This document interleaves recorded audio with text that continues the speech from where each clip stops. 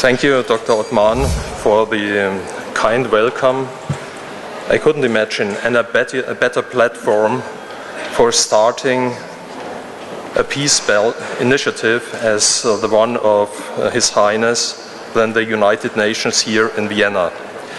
But special thanks also to your team who has helped to organize this inauguration ceremony. Special thanks to Rom Kiefer, to Veronika Hopfgartner and Maria Naderhirn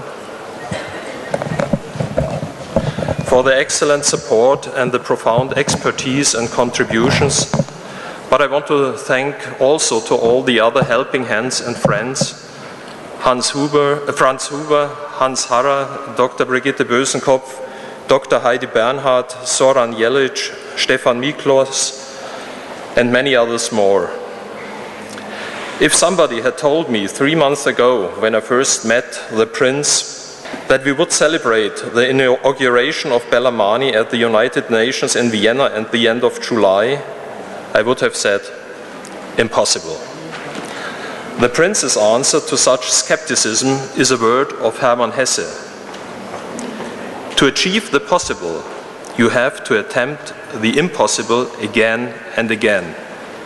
Dear Prince, I've learned my lesson. It seems to be characteristic for the Prince to attempt the impossible again and again. Bellarmani is just an idea right now, but who knows? Wherever the Prince shows up, people are fascinated by his charismatic way to pose simple questions and to deliver unusual answers. He grew up in the Democratic Republic of Congo in a Catholic college. At that time, the sound of the bell shaped his days, in the morning, at noon, and in the evening.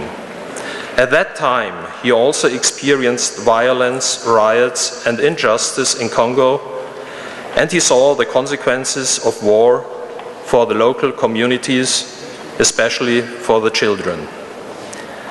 At that time, the seeds of peace grew in him, and it has grown further since. Peace has become a key driver of all his activities. In Munich, he was the first African member for the Foreign Council of the city.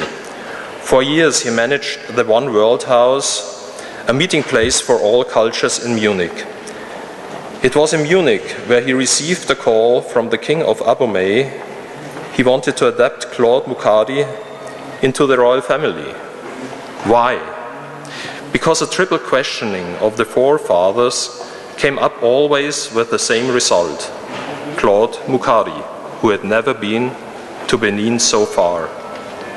Is it destiny? Is it coincidence?